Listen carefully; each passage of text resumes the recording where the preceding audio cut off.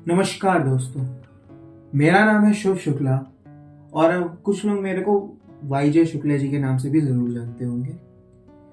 क्योंकि ये सफ़र सिर्फ मेरा नहीं है, ये हम सबका सफ़र है।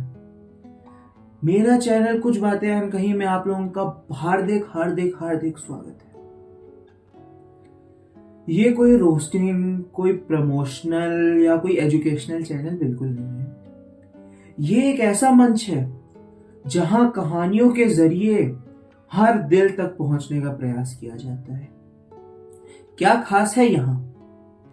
हम यहाँ आपके लिए लेकर आते हैं कुछ ऐसी कहानियों का अनोखा मिश्रण, जैसे कि मोहब्बत के किस्से, प्यार मोहब्बत, जैसे कि करियर की झंझट, करियर में कोई जूझ रहा है, कैसे ओवरकम करे, क्या करे, जैसे कि सफलता की प्रेरणात्मक दास्तानें, मोटिवेशन स्टोरीज और सक्सेस कैसे मिले, क्या जरूरी है, जैसे कि देशभक्ति की किस्से, कुछ बड़े महानुभावों के किस्से जिनने देश के लिए बहुत कुछ किया, और देशभक्ति से जुड़े कई अनोखे किस्से भी।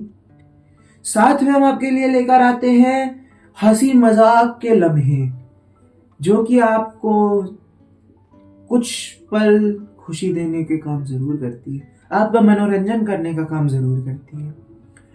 कभी ये कहानियां सच होगी तो कभी कल्पना, लेकिन हर बार ये कहानियां आपको सोचने पर मजबूर जरूर करते हैं और कुछ नया जरूर जरूर जरूर सिखाएंगी। यहां कहानियों के साथ मिलेंगे आपको शायरियां और स्टोरी टेलिंग का अनूठा सा अनुभव। हमारी कोशिश है कि हर कहानी आपकी जिंदगी को थोड़ा बेहतर और थोड़ा खूबसूरत जरूर बनाए। तो चलिए जुड़िए हमारे साथ और चलिए कुछ बातें अनकही के इस सफर में, जहां हम सब मिलकर कहानियों को खोजें जो शायद आपने या मैंने कभी नहीं सुनी होगी। क्योंकि ये सिर्फ मेरा नहीं, हमारा चैनल है। आपकी कहानियां, मेरी आवाज। सब्सक्राइब करें हमारे इस चैनल को और बने हमारे इस यूट्यूब जर्नी का हिस्सा।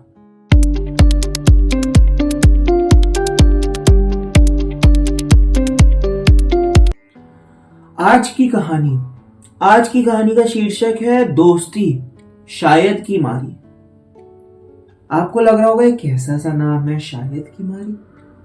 शायद क्या है शब्द? शायद सबके जीवन में, शायद उसने ये किया होता, शायद मैंने ये किया होता, काश उसने ऐसा कर दिया होता, काश मैंने वैसा कर दिया होता।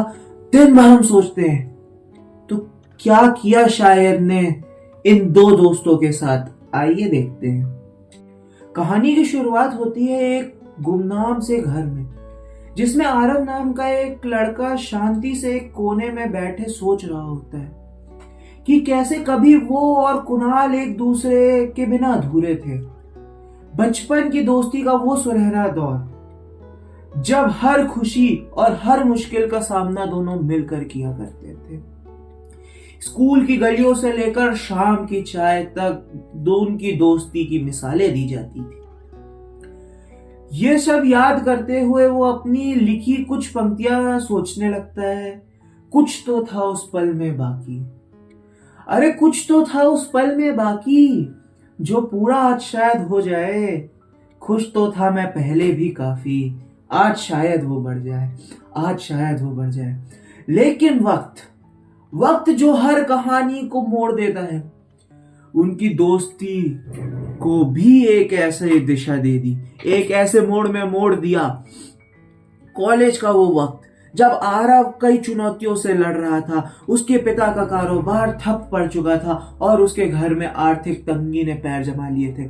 आर्थिक तंगी का अर्थ होता है फाइनेंशियल क्राइसिस। आरव को अपनी पढ़ाई और परिवार दोनों संभालने थे। इस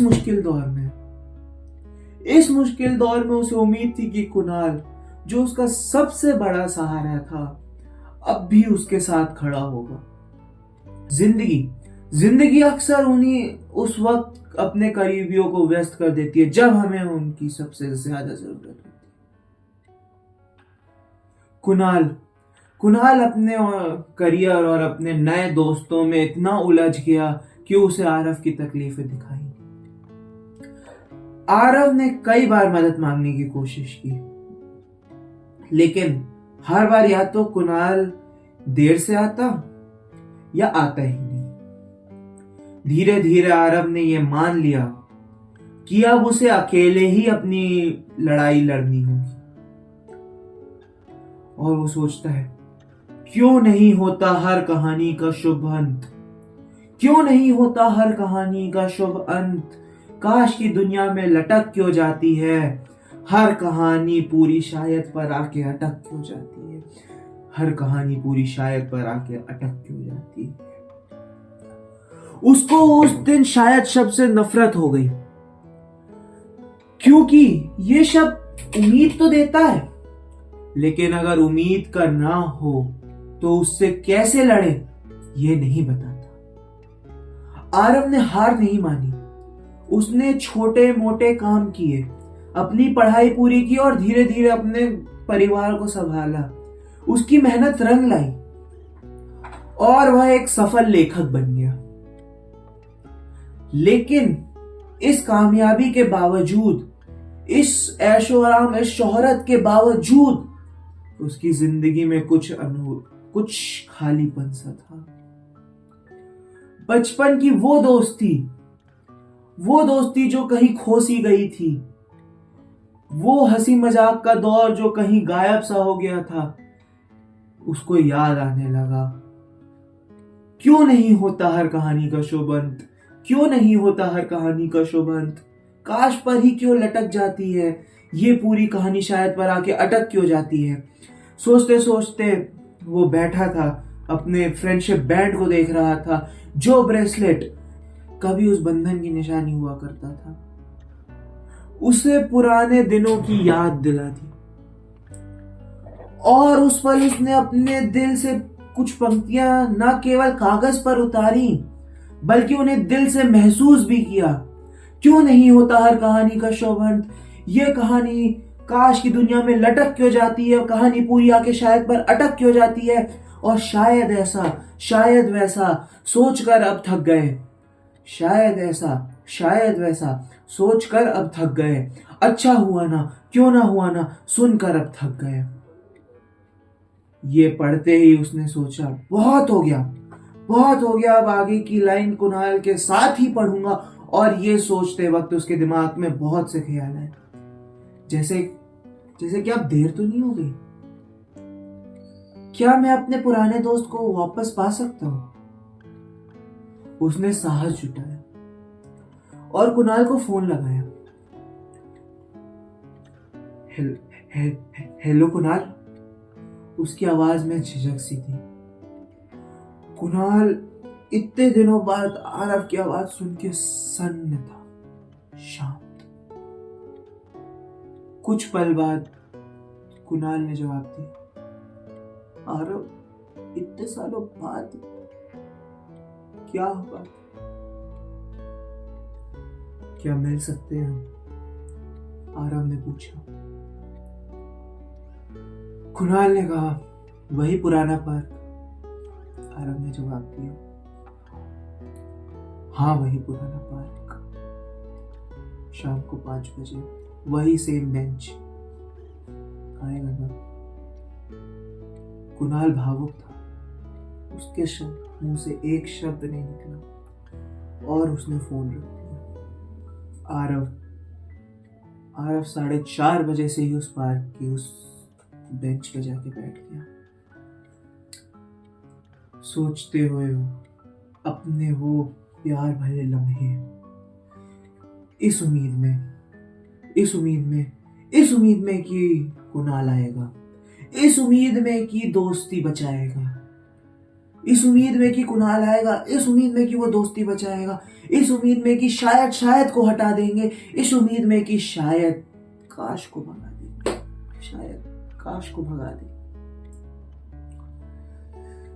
कुछ पल बाद कुणाल पहुंचता है।